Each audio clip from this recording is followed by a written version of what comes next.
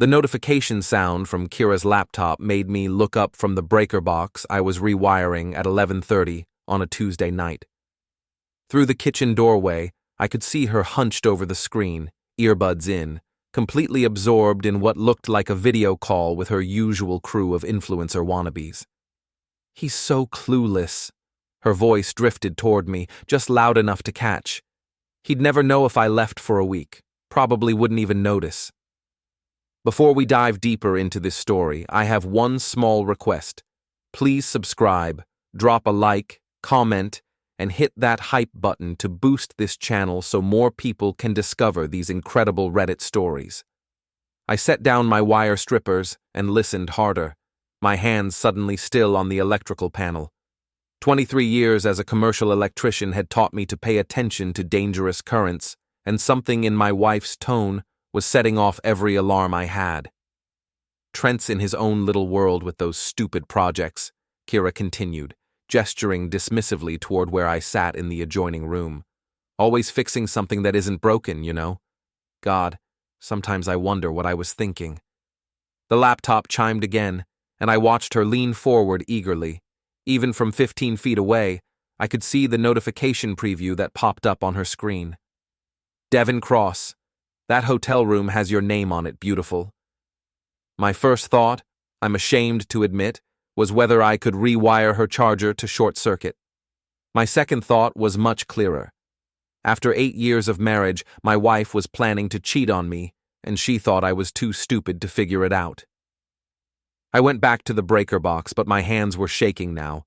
Every wire I touched seemed to mock me. All these careful connections I was making while my own life was coming apart at the joints. 3 days later, Keira announced she wanted to celebrate her 32nd birthday at Meridian, the trendy downtown restaurant where all her social media friends like to be seen.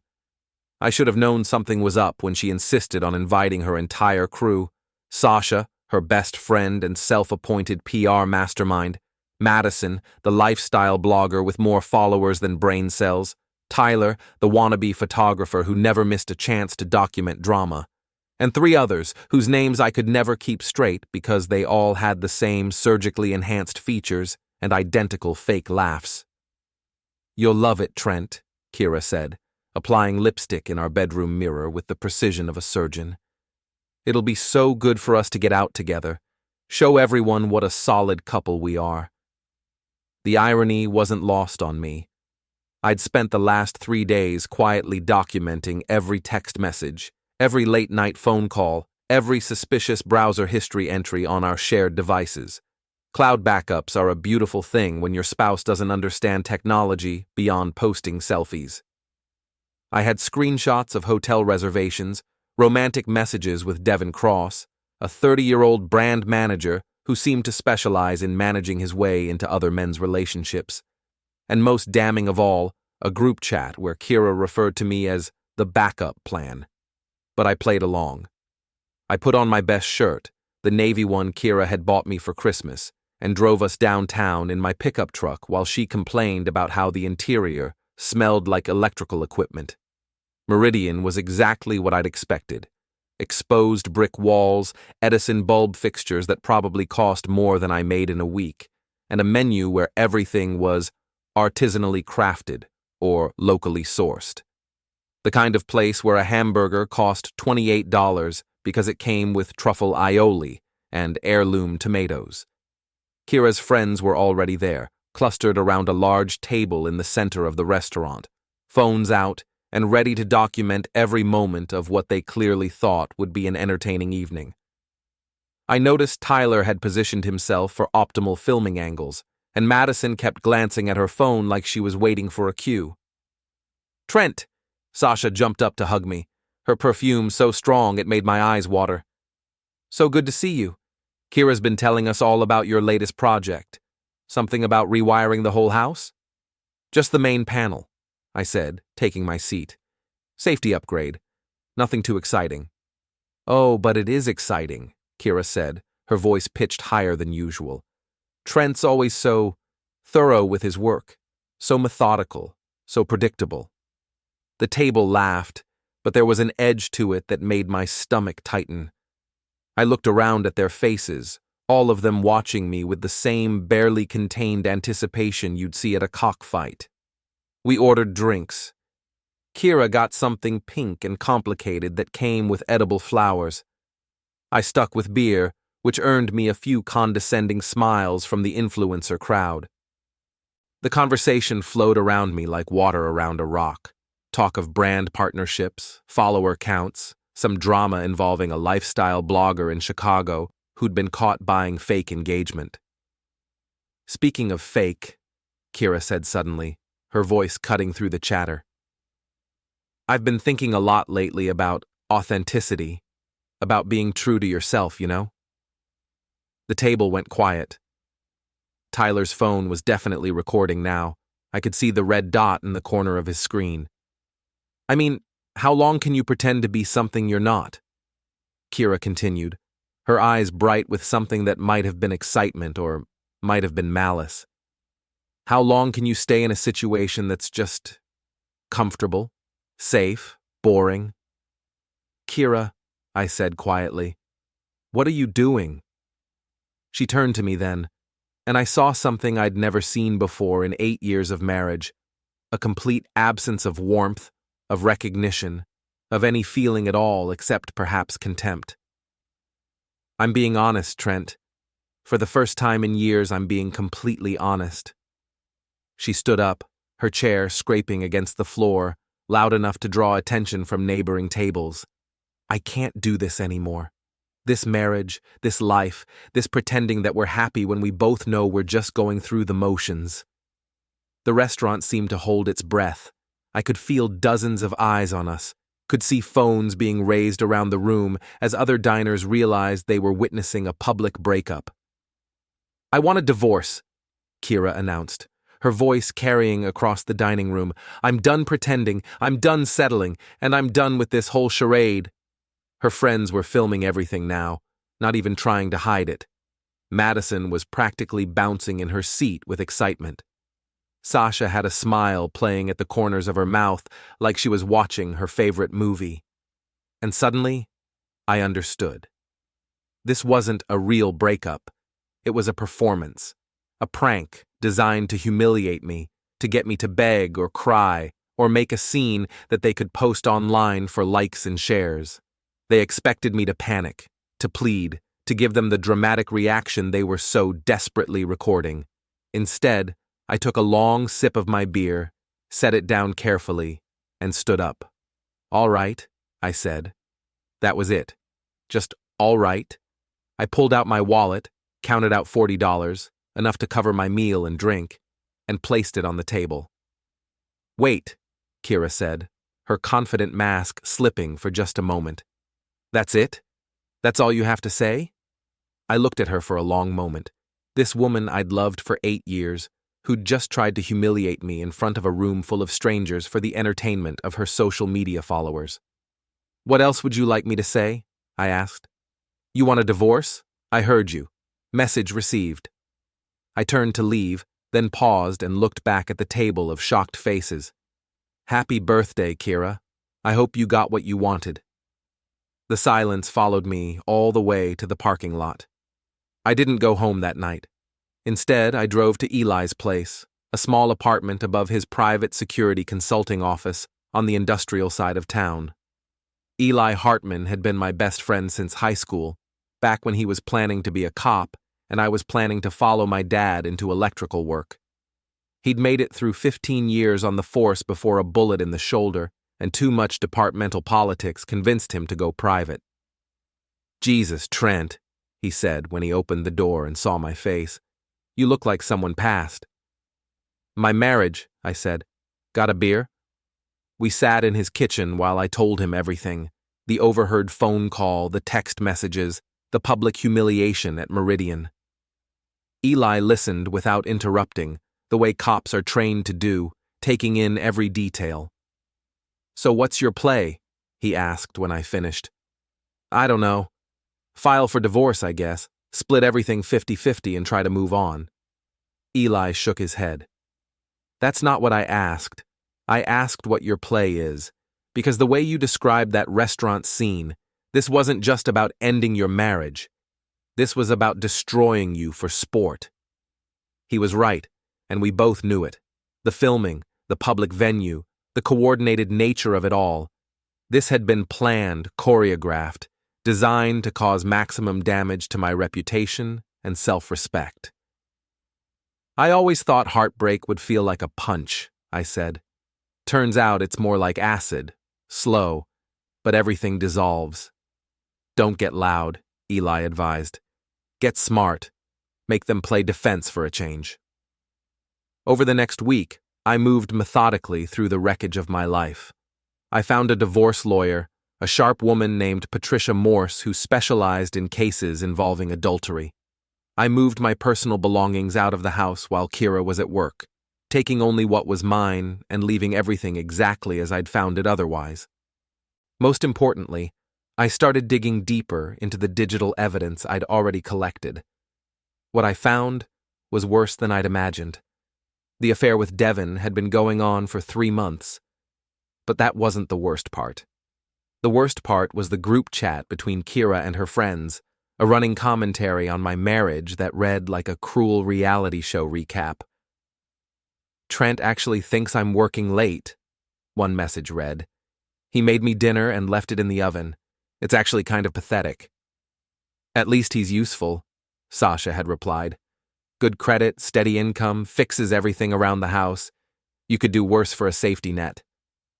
That's the plan, Keira had responded. Keep him around until something better comes along. He's too boring to leave, but too convenient to divorce. But the real revelation came in a message thread from 2 weeks before the restaurant incident. I have an idea for your birthday, Sasha had written. What if we filmed you breaking up with him, like really dramatically in public? The reaction would be priceless. OMG, yes, Madison had chimed in. We could make it go viral. #authentic relationships or something. He'll probably cry, Tyler had added. Middle-aged guys always cry when you dump them in public. Perfect, Keira had replied. Let's do it. I sat in my new studio apartment, staring at the screenshots on my laptop screen, feeling something cold and sharp crystallizing in my chest. This hadn't been a marriage ending. It had been a content creation opportunity. My phone rang. Eli's name on the screen.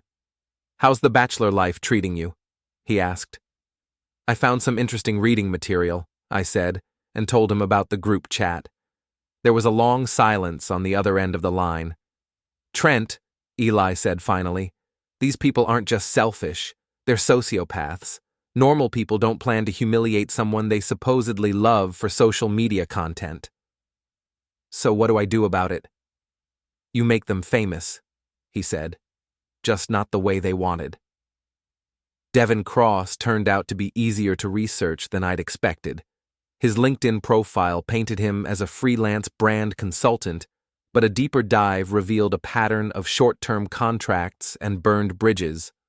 More interesting was his Instagram account, where he documented his relationship with a woman named Jessica Chen, a nurse practitioner who seemed genuinely sweet and completely unaware that her boyfriend was cheating on her with a married woman. I created a burner email account and sent Jessica a simple message with photographic evidence. Hotel receipts with Devon's name on them, screenshots of his text exchanges with Keira, and a brief explanation that I was Keira's husband and thought she deserved to know the truth. Jessica's response came within an hour. Thank you for telling me. I'm so sorry this happened to both of us. The fallout was immediate. Devon's Instagram went dark after what appeared to be a spectacular fight in his apartment parking lot, witnessed and filmed by several neighbors. One video made it to TikTok with the caption, "When you find out your boyfriend is a cheater," Jessica throwing Devon's belongings out of her car while he pleaded with her to listen to reason. But that was just the appetizer. The group chat I'd been monitoring exploded with panic as Keira realized her affair had been exposed. But instead of taking responsibility, she doubled down on blaming me. "He's stalking us," she wrote. "This is harassment. We should call the police." "What evidence does he actually have?" Sasha replied. "And how did he get it?" "I don't know. but he's obviously been spying on me. This is psychotic behavior. Madison chimed in. Can we spin this? Like, controlling husband invades wife's privacy? There might be an angle here. I screenshotted everything and forwarded it to my lawyer. Patricia Morse was delighted. This is going to make the divorce very straightforward, she told me over the phone. Adultery, conspiracy to defraud, intentional infliction of emotional distress. We have enough here to ensure you get everything you're entitled to, and then some. But I wasn't satisfied with a legal victory. These people had tried to destroy me for entertainment. They deserved to understand what that felt like. I started small. I knew from monitoring the group chat that Tyler was desperately trying to get his photography business off the ground, relying heavily on referrals from Keira's network. I created a few fake social media profiles and began posting reviews of his work. Not false reviews, just honest assessments of the mediocre photos on his portfolio, written in the style of disappointed customers. Hired Tyler Morrison for my wedding. Photos were blurry, he showed up late, and he spent most of the reception on his phone. Would not recommend. Tyler Morrison charged me $500 for engagement photos that looked like they were taken with a flip phone. Save your money. Within a week, Tyler was posting desperate pleas on his social media, begging people to stop leaving fake reviews and insisting that he was being targeted by haters. The protests only made him look more unprofessional. Madison was next. Her lifestyle blog depended on brand partnerships and sponsored content, all of which required maintaining a carefully curated image of success and authenticity. I began documenting the contradictions in her posts, photos of expensive meals tagged as homemade, luxury items claimed as gifts that I could trace to specific purchase dates, wellness advice that contradicted her documented behavior. I didn't post any of this publicly.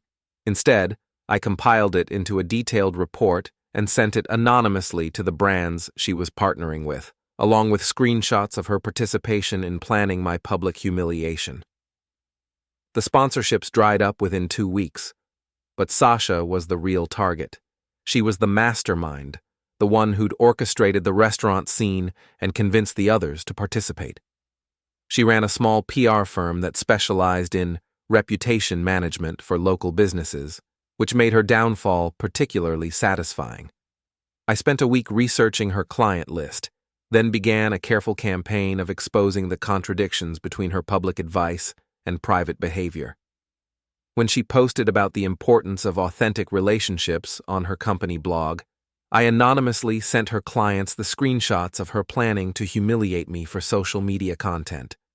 When she tweeted about supporting small businesses, I made sure those same small businesses saw evidence of her mocking their pathetic marketing efforts in the group chat. The beautiful thing about destroying someone's reputation is that you don't have to lie. You just have to make sure the right people see the truth at the right time. 3 weeks after the restaurant incident, I was replacing a faulty outlet at Morrison Electric when my phone buzzed with a text from an unknown number. We need to talk. Meridian Bar, 7 p.m. tonight. Come alone. I recognized the writing style. Tyler, trying to sound more intimidating than his baby face and hipster beard could ever manage. I screenshotted the message and forwarded it to Eli, then replied, "See you there." Meridian's bar was separate from the restaurant, a dimly lit space with leather booths and the kind of craft cocktails that cost more than I used to spend on lunch. Tyler was already there when I arrived, sitting in a corner booth with Madison and 2 of Keira's other friends, whose names I'd never bothered to learn. No Keira, no Sasha. Interesting. Trent! Tyler stood up as I approached, trying to project confidence but failing to hide the nervous tremor in his voice. Thanks for coming. Wouldn't miss it, I said, sliding into the booth across from them. Though I have to say the last time we all got together here didn't end well for me. Madison leaned forward, her perfectly contoured face twisted with anger. You're destroying our lives. Do you realize that? Tyler's business is ruined, my sponsors dropped me, and Sasha's clients are abandoning her. Sounds rough, I said, signaling the bartender for a beer. What does that have to do with me? Don't play dumb. One of the other women, Jessica, I think, not to be confused with Devon's ex-girlfriend, Jessica, snapped. We know you're behind all of this, the fake reviews, the anonymous emails, all of it. I took a sip of my beer and looked around the table at their angry faces. You know what I find interesting? A month ago, you all thought I was too stupid to notice my wife was cheating on me. Now suddenly I'm some kind of criminal mastermind. Which is it? Tyler's jaw tightened. We're not here to play games, Trent. We want this to stop. Stop what, exactly? The harassment, Madison said. The stalking. The campaign to ruin our reputations. I laughed, and the sound seemed to echo off the bar's brick walls. Your reputations? You mean the reputations you built on fake authenticity, stolen content, and treating other people like entertainment? Those reputations? You can't prove anything, the third woman said, but her voice lacked conviction. I pulled out my phone and opened the screenshot folder I'd been building for weeks. Actually, I can prove quite a lot. Would you like to see the group chat where you planned my public humiliation? Or maybe the messages where Madison brags about scamming her sponsors? Or how about Tyler's DMs, where he offers to delete unflattering photos in exchange for favors? Tyler went pale. You can't have that. Those are private messages. Were private messages, I corrected. Amazing what people share when they think nobody's watching. Kind of like how you filmed my wife breaking up with me without my consent. The table went quiet. Around us, the bar continued its normal rhythm, clinking glasses, muted conversations, the soft jazz playing through hidden speakers. But in our little corner, the silence was deafening. What do you want? Madison finally asked. I want you to understand something, I said, leaning forward. For 8 years, I loved my wife. I worked 60-hour weeks to pay for this house she wanted, took on weekend projects to afford the vacation she planned, and never once complained when she spent more on a single purse than I spend on groceries in a month. My voice was getting louder, but I didn't care. And when she decided she was bored with me, instead of having an adult conversation about ending our marriage, she chose to humiliate me in public for your entertainment. You turned the end of my marriage into a social media stunt. It was just a prank, Tyler said weakly. A prank? I stood up, and all three of them instinctively leaned back. You filmed a woman destroying her husband's life and called it a prank? You posted it online for strangers to mock and called it a prank? Other patrons were starting to stare, but I was past caring about discretion. Here's what's going to happen, I continued.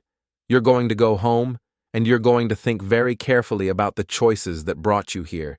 You're going to consider whether the temporary entertainment you got from my pain was worth the permanent damage to your own lives.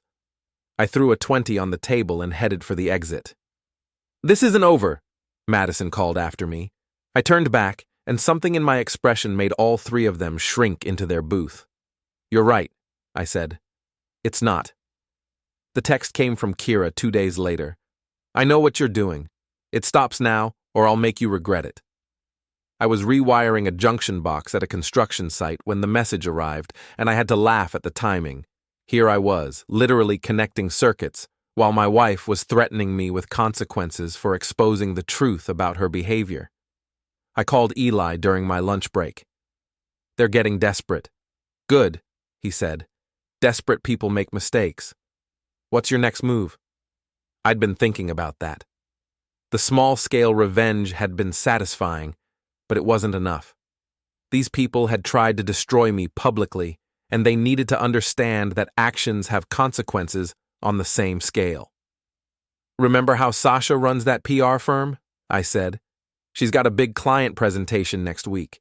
Some restaurant chain looking to rebrand after a food safety scandal.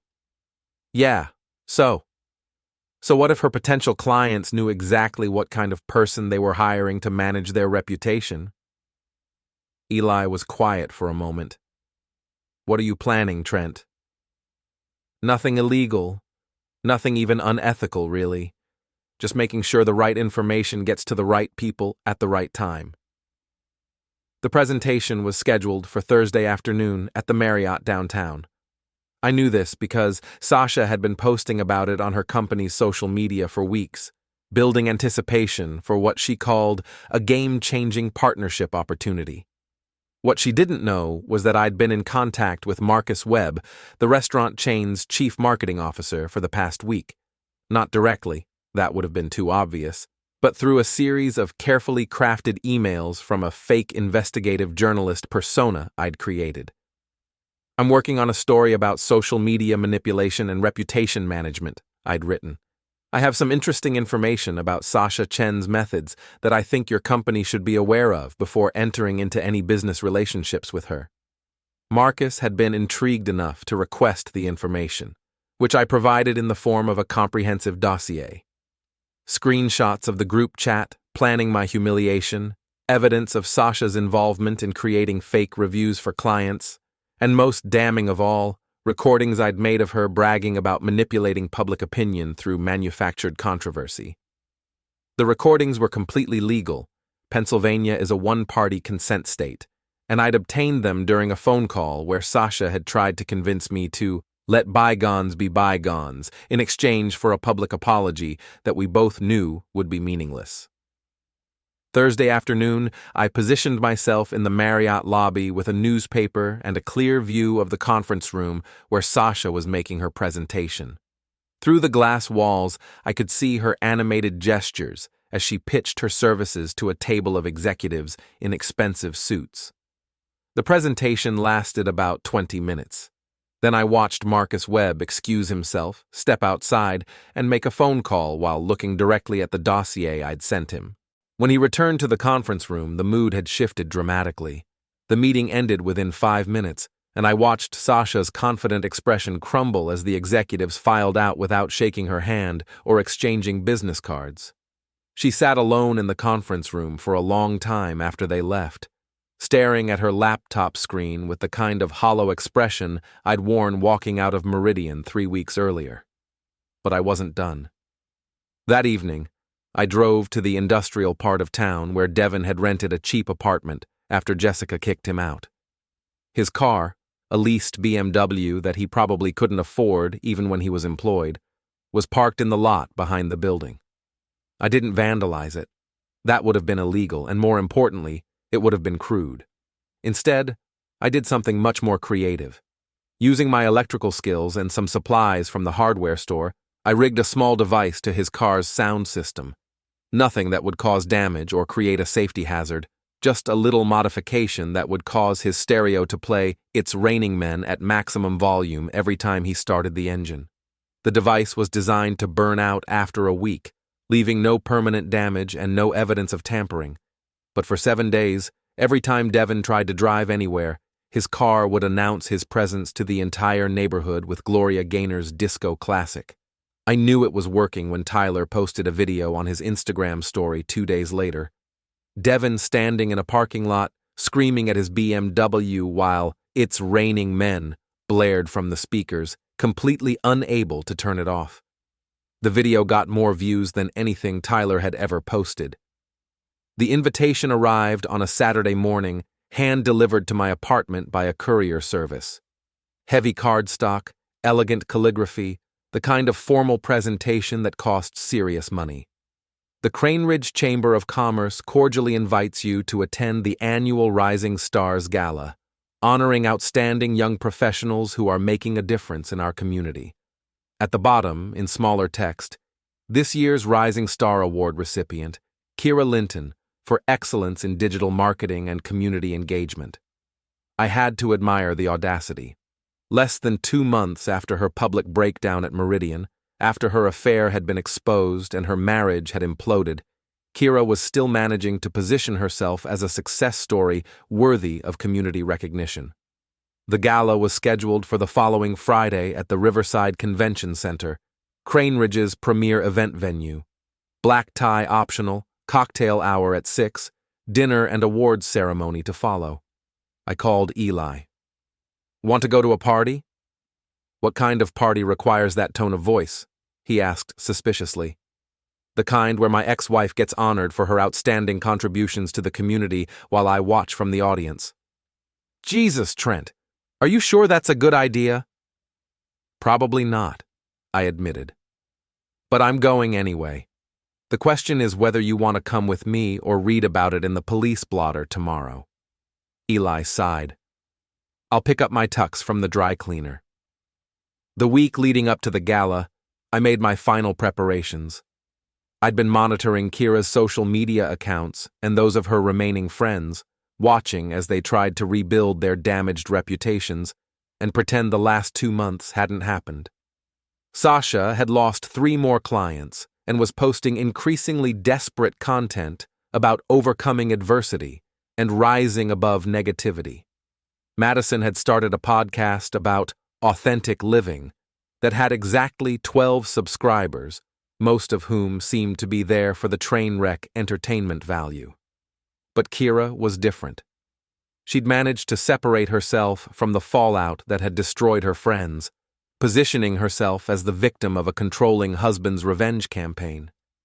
Her social media posts painted a picture of a strong woman overcoming adversity, finding her voice, and building a successful career, despite the obstacles placed in her path by a bitter ex-spouse. The narrative was brilliant, and it was working.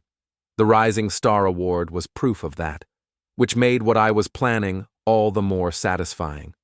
Friday evening, Eli and I arrived at the Riverside Convention Center in his black sedan, a much more appropriate vehicle for the occasion than my pickup truck. The parking lot was full of luxury cars and well-dressed couples making their way toward the brightly lit entrance. Last chance to change your mind, Eli said as we walked toward the building. Not a chance in hell, I replied. The cocktail hour was exactly what I'd expected. Local business leaders, city council members, and various social climbers networking over overpriced drinks and tiny appetizers. Keira was holding court near the bar, surrounded by admirers and wearing a black dress that probably cost more than my monthly rent. She saw me almost immediately, and I watched her face cycle through surprise, anger, and finally a kind of calculating composure that I'd never seen before. Trent, she said when I approached her group, her voice loud enough to carry to the surrounding conversations. What a surprise. I didn't expect to see you here. Wouldn't miss it, I replied, accepting a glass of champagne from a passing waiter. Congratulations on the award. Rising Star. That's quite an honor. Her smile was razor sharp. Thank you. It's nice to be recognized for actual achievements instead of other things. The dig was obvious, but I let it slide. Around us, her audience was watching with the kind of fascination people usually reserved for car accidents. I'm sure it is, I said. Though I have to admit, I'm curious about what specific achievements earned you this recognition. Keira's composure flickered for just a moment. My work in digital marketing, obviously. Building brands, creating authentic connections with audiences, helping local businesses succeed in the modern marketplace. Authentic connections, I repeated. That's interesting phrasing. Before she could respond, the lights dimmed, and a voice over the PA system announced that dinner would be served in the main ballroom. The crowd began moving toward the dining area, and Keira was swept away by her admirers, but not before shooting me a look that could have melted steel. Eli and I found our table. I'd purchased tickets under fake names to avoid any potential seating issues, and settled in for what promised to be an interesting evening. The meal was predictably elaborate, multiple courses with names I couldn't pronounce, paired wines, and the kind of pretentious presentation that made a simple piece of fish look like modern art. During the main course, the awards ceremony began. There were several categories: Entrepreneur of the Year, Community Service Award, Innovation in Technology, each accompanied by a brief video presentation and a speech from the recipient. Keira's award was saved for last, the evening's grand finale. The lights dimmed again as a professionally produced video began playing on the screens around the ballroom, showcasing her work with various local businesses, her social media success, and her inspiring personal journey of growth and self-discovery. The video was masterfully edited, painting Keira as a dynamic professional who'd overcome personal challenges to build a thriving career. There were testimonials from satisfied clients, statistics about her social media reach, and carefully selected quotes about her dedication to authenticity and community engagement. When the video ended, the audience applauded enthusiastically as Keira made her way to the stage, her smile radiant under the spotlights. "Thank you so much for this incredible honor," she began, her voice carrying easily through the sound system. "When I started my career in digital marketing, I never imagined I'd be standing here today, being recognized by the community I love so much." She paused for effect, and I had to admit she was a skilled speaker. "This past year has been challenging in many ways," she continued. "I've had to overcome obstacles, face difficult truths about relationships and trust, and find the strength to rebuild my life from the ground up." More applause. I noticed several people glancing in my direction, clearly aware of our connection and the implication of her words. "But those challenges taught me something important about authenticity," Keira said. "About being true to yourself even when others try to tear you down. About rising above negativity and focusing on what really matters, building genuine connections and creating positive change in your community." The irony was breathtaking. Here was a woman who'd planned to humiliate her husband for social media content, who'd conducted an affair while pretending to be a loving wife, who'd surrounded herself with people who made a living manipulating public perception, and she was lecturing an audience about authenticity. "So thank you again for this award," she concluded. "I promise to continue working hard, staying true to my values, and proving that sometimes the best revenge against those who try to bring you down is simply to succeed." The applause was thunderous.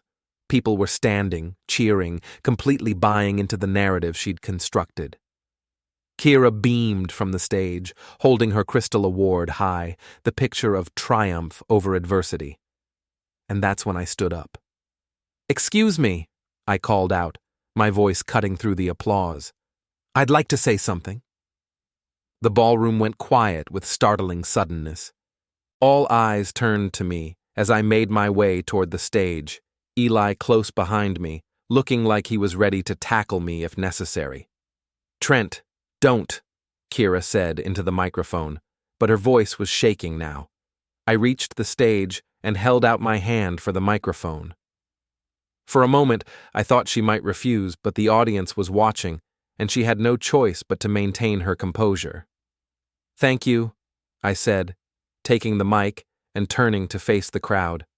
"I just wanted to take a moment to congratulate my ex-wife on this well-deserved recognition." Nervous murmurs rippled through the audience. This was clearly not part of the planned program. "Keira spoke beautifully about authenticity and genuine connections," I continued. "And I think it's important that everyone here understands exactly what those words mean to her." I pulled out my phone and connected it to the venue's AV system, a simple process for someone who understood electrical systems and had done his homework about the convention center's setup. "You see, Keira's commitment to authenticity is truly inspiring," I said, as the screens around the ballroom lit up with screenshots of the group chat where she and her friends had planned my public humiliation. "Here she is, being authentic about her marriage." Gasps echoed through the crowd as they read messages about keeping me around as a safety net and planning to film my reaction to our breakup for social media content. "And her dedication to genuine connections is remarkable," I continued, advancing to the next set of screenshots, her text exchanges with Devon, complete with hotel receipts and explicit photos. "Here she is, building genuine connections while married to me." Keira lunged for the microphone, but I stepped back easily. "But what I find most admirable," I said, my voice carrying clearly through the sound system, "is her commitment to rising above negativity." The final set of images filled the screens, screenshots of Keira and her friends, mocking the very people in this audience, calling them pathetic small-town losers and easy marks for our brand partnerships. The ballroom erupted in chaos. People were shouting, phones were flashing as attendees documented the meltdown, and Keira was standing frozen on the stage, her crystal award clutched in her hands like a shield. "Ladies and gentlemen," I said over the noise, "I present to you this year's rising star, a woman who turned her marriage into content, her friends into accomplices, and her community into marks. Truly an inspiration to us all."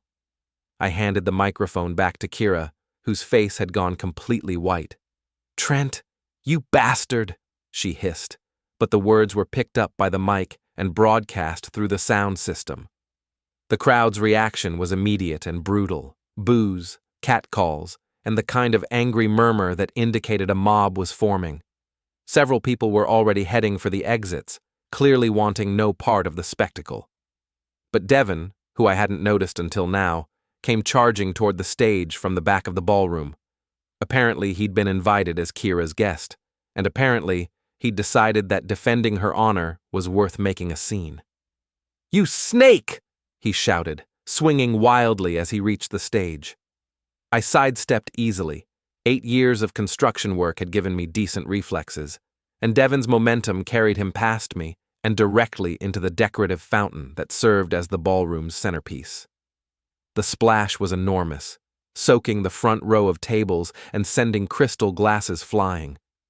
Devon surfaced, sputtering and cursing, his rented tuxedo now clinging to his body like a wet suit. Keira, apparently deciding that her boyfriend's dignity was less important than her own escape, tried to run from the stage, but her high heels and the trailing hem of her expensive dress conspired against her, and she went down hard, her crystal award shattering on the marble floor. The crowd was recording everything now, phones held high to capture every moment of the disaster. This wasn't just a public humiliation, it was a viral sensation in the making. Security arrived then, but instead of ejecting me, they seemed more concerned with helping Devon out of the fountain and making sure Keira wasn't injured from her fall. I walked calmly off the stage and through the ballroom, past tables of shocked faces and whispered conversations. At the exit, I turned back for one final look at the chaos I'd created. Keira was sitting on the floor, her dress torn, her hair disheveled, staring at the broken pieces of her award. Devon was being led away by security, leaving a trail of water and muttered threats. The screens around the ballroom were still displaying the evidence of their deception, and the audience was slowly processing the fact that they'd been celebrating a fraud. "Ready to go?" Eli asked, appearing at my elbow. "More than ready," I said. We walked out into the cool night air, leaving behind the wreckage of Keira's carefully constructed new life. In the parking lot, I could hear sirens in the distance, probably an ambulance for Keira or police responding to reports of a disturbance. "So what now?" Eli asked as we reached his car. I looked back at the convention center, where people were streaming out of the exits, all talking animatedly on their phones, no doubt sharing the story of what they'd just witnessed. "Now," I said. "Now they understand what it feels like when your life becomes entertainment for other people, when your pain becomes content, when your trust becomes a punchline." I pulled out my phone and deleted the monitoring apps I'd used to track Keira's messages, the fake social media accounts I'd created for my revenge campaign, and all the evidence files I'd compiled over the past 2 months. "It's over," I said. "They wanted a villain. I became the monster under their beds, but I'm done being their monster." We drove through the quiet streets of Crane Ridge, past the downtown bars where Keira's influencer friends used to hold court, past the house where we'd lived together for 8 years, past the electrical supply shop where I'd bought the parts for countless home improvement projects that were supposed to make our life together better. Tomorrow, I knew, the story would be everywhere. Social media, local news, probably picked up by national outlets hungry for content about influencer culture and social media manipulation. Keira and her friends would become cautionary tales, examples of what happens when you treat other people's lives as raw material for your personal brand. But tonight, driving through the city where I'd built my career and lost my marriage, I felt something I hadn't experienced in months. Peace. I'd loved Keira for 8 years. I'd worked to build a life with her, supported her ambitions, and trusted her with my heart. When she decided she was done with me, I would have accepted that. Divorce is painful, but it's not the end of the world. But she hadn't just ended our marriage. She'd tried to destroy me for sport, to turn my pain into entertainment, to make my humiliation into content for her social media empire. And now she understood exactly what that felt like. The city lights flickered past my window like the connections I'd spent my career making. Thousands of tiny circuits carrying power where it was needed, creating light in dark places, making things work that had been broken. I'd rewired my own life tonight, cutting the connections that had been draining my power and redirecting that energy towards something better, something authentic, something real.